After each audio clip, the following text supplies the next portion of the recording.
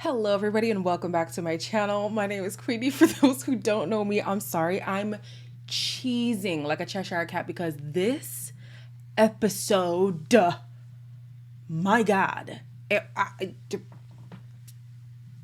Okay, before we get into it, please make sure to like this video, subscribe and hit the bell and leave a comment down below because baby, we need to talk.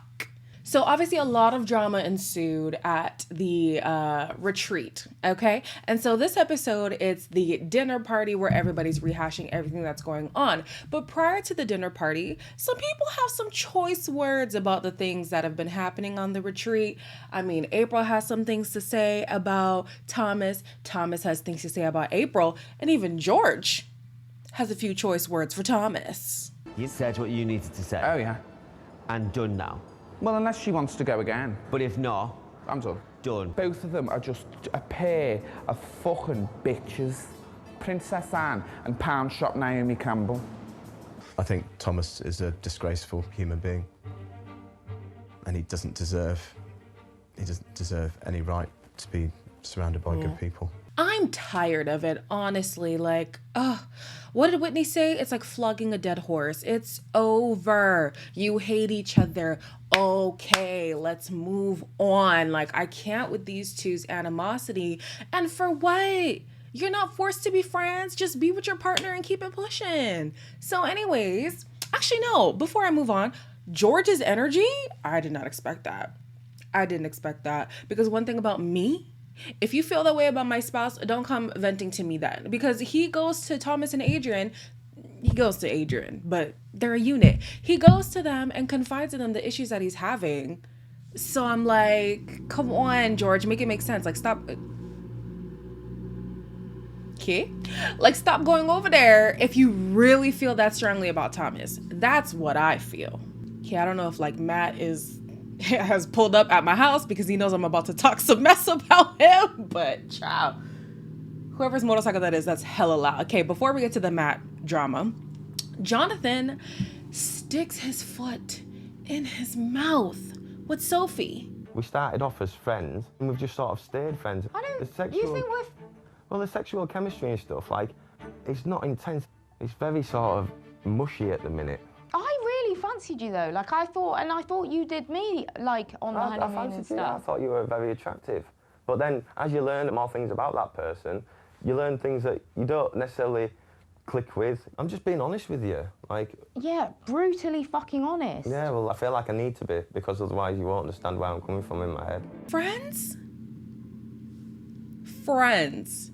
You're going to be in a marriage. Yes, it's an experiment, but you're going to be in a marriage, sleeping with this woman and have the audacity to call her a friend to her face?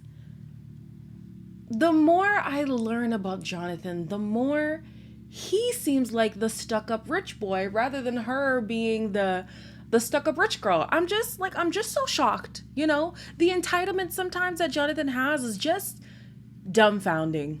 I am befuddled, truly. So, Whitney and Matt, I mean, people have been seeing the eyes, they've been feeling the aura, you know, the word is kind of getting around, mainly by the two of them because they're talking about it. And we sat down, we were just talking about life, spoke about our mums, got a bit emotional talking about our mums. Yeah, he's like a really good egg. I'm gonna have to have a chat with Jem today about the me and Whitney situation. Is he gonna be comfortable? Probably not. But does it need to be have? Absolutely, and it needs to come from me. Matt and Whitney walked in and I felt like there was something in the air. I seen them sit down, I seen them giving each other the eye, and I thought, what the hell's going on here? Honey, one thing about these abroad versions of Married at First Sight, they're gonna cheat. They're gonna cheat. Like, I'm trying to think of a season, whether UK or Australia, where a cheating scandal did not happen. It's harder to think of that than what it actually does. So, it's gonna be messy. They bring up the different questions that they had the night before at each respective little dinner soiree situation. And so the question of who would you least want to marry comes up, and obviously Gemma said Jonathan. It's brought to the table, and Jonathan, he's like annoyed that Gemma is offended on Sophie's behalf. You did say if she said, what if it got bigger, and you were like, well, I wouldn't want to be with you. Well, that's a thing. Like, there could be things from people's past. They might have like eating disorders or anything. You've got to be so careful when you talk about bodies. You need to get to know someone before you say that type of shit. I couldn't give a shit. I'm happy on my own, in my own little world. You're a size 10. I like size 10 women. If you got to a 12 or a 14, that'd be a problem for me. Is there anything wrong in saying that? That's honesty. Yes. Do you plan on getting bigger? No one ever plans on getting bigger. You can control it. Men are terrible. So I believe Jonathan has a right to his preference. Literally everybody does. The problem is that he's insensitive about the way he talks about people who aren't his preference, right? So yes, some medical things happen to where people gain weight or whatever, but like the fact that just weight gain is enough for him to discount his partner and the connection they've built or the feelings that he has for them is a problem. That's an issue. And that's part of the issue that Sophie has with him. It's the insensitivity. It's the lack of depth in relationship. It's kind of like how blunt he is about how he feels about the situation. It's just not... It's uncouth, okay? It's uncouth. That's the word that comes to mind for me. And then you have Kwame, who's also saying, he has a right to his preference, and yes, he does, but it's the way you go about saying things, especially because a lot of men don't understand the things that a woman's body goes through, even just childbirth alone. Actually, let's not even go to childbirth. Have you guys seen those experiments where they put the little electric pads on guys and they're freaking out at like a level 3 or a 4, but then a woman will get to 10 and they're just like, okay. Physiologically, we are different, okay? Different things happen. We already know it is significantly easier for men to lose and maintain weight than it is for women. We have so many hormonal changes that happen to us. All I'm saying is, if you discount your true connection with somebody off of a significant change in weight, I'd be looking at you sideways saying, well, was it even real in the first place? But to set the record straight, I think preferences are fine. He don't have to like big girls, and the big girls don't have to like him. Thomas, of course, could not help himself bringing up the drama with him and April, and the fact that he believes April and George have the fakest relationship. I thought that George and April were the fakest couple. That was my opinion. Fuck my actual life. Yous are protecting each other too much and not allowing the thing to actually be resolved. At the same time, we all make our choices. We've been through a hell of a lot between us, and there's a lot of stuff that we can't bring to the couch. How much have you got to bring to the couch? I mean, what do you mean? Shanita. The most phony fucking relationship I've ever experienced. You're a grown-ass man, bro. What's wrong with him? His point has no validation. He's fucking walking away, and everyone has to sat here. He's a grown man. One thing about Thomas, he's gonna start an issue and then throw a tantrum. Like, you brought up the mess. Why are you now offended and walking away?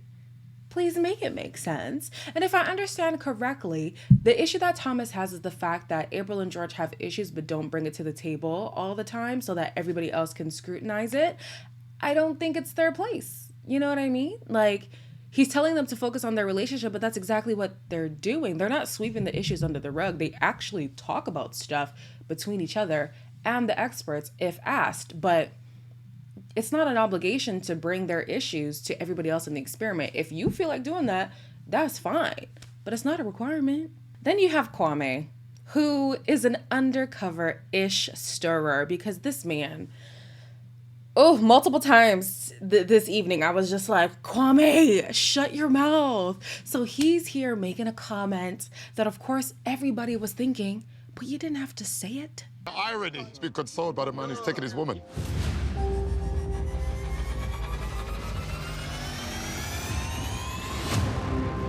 Part of me is shocked that Whitney has got feelings to Matt. It does feel like a bit of a slap in the face. And he just shows a lack of character. So I'm not doing this to hurt you. I'm doing this. There's something going on with you and Whitney then?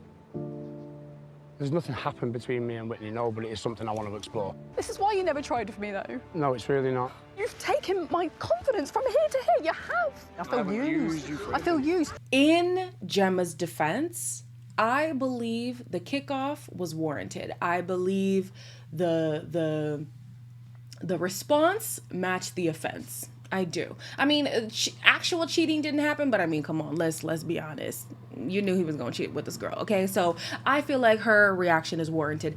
However, Gemma, let's not act like you did not sabotage this relationship. Like, this man was enamored by you the first day he met you. It could have been the whole, you know, whimsicalness of it all that had him swept up in his feelings, and maybe he wasn't fully in. But based on what we saw, it looked like he was willing to give it a try, until she was just doing the absolute most with her crass and crude humor. It's very off-putting for anybody, honestly. So when she kind of makes it seem like, how could he do this to me? He didn't even give me a try and blah, blah, blah. I'm like, but he did. And you messed it up. He actually gave you multiple tries, because you would say what you would say and he would sit you down and y'all would reconcile, and then you would do it again. So come on, Gemma, let's have some introspection. Kwame is the absolute worst, honestly. Because, so Gemma finally collects herself and she comes back to the table and he's like, well, we all knew it was happening. You should be ashamed of yourself. Fuck you. You fucking prick. And that is why we didn't work out. Did everyone know this before me? Did everyone know? Yes. Don't lie. Yes, we did. Gemma, we did. One thing I do hate about what happens on the show is when people try to justify the cheating. I get it, because I literally just did that. Like maybe like a minute or so ago. I understand. But I don't get why they don't just end their relationship and then pursue what they want to pursue. But then again, these franchises abroad are notorious for hiring actors or inflating storylines, so I'm sure that fed into it all, because ain't no way I'm actually going to cheat on my person and then the cameras are going to be in the room while I'm in bed with the person I cheated with. Like, nah. So I hate when they like justify it, because just end the relationship and then start it new with your new person. Gemma comes back to the table again, and it immediately turns into a screaming match. You should be fucking ashamed of yourself. I do not want to talk to you. Just go that fucking way. I didn't say I wanted to speak to you. Literally, just leave me alone. I do not want to talk to you. Gemma hasn't spent time with Matt after their honeymoon. Yeah, but don't you think you owe Gemma a bit more respect? That's not fair. I fucking minimised myself, okay?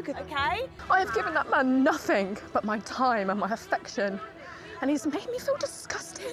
If Duca had been completely interested here, that never would have even been a thing. I'll do what I fucking want, mate. You don't need to shout. You need to speak to This another. is the bit. I'm not speaking to anybody like that. Oh, you're shouting. Don't fucking shout. I'm speaking my point. You guys, imagine if these marriages were actually legal. Ooh, imagine the stories that you hear sometimes about the Married at First Sight USA divorces and how long it takes. I think one girl was in her divorce for like 1.5 years because the guy was severely dragging his feet. I can only imagine how messy a Gemma and Matt divorce would be. Wow. Because this is the energy off of, mind you, speculation of interest. It hasn't even technically been confirmed. That would be crazy. So, little Miss Juliet and her Romeo meet up on the bridge and have this little cheeky kiss after the fallout that happened at the dinner party. That was a shit show. Oh, really? I wasn't there. It was bad. I had a great time. It was bad. No, I did not have a fucking great time. In fact, you are probably the least suspected person that would have happened with, and it did.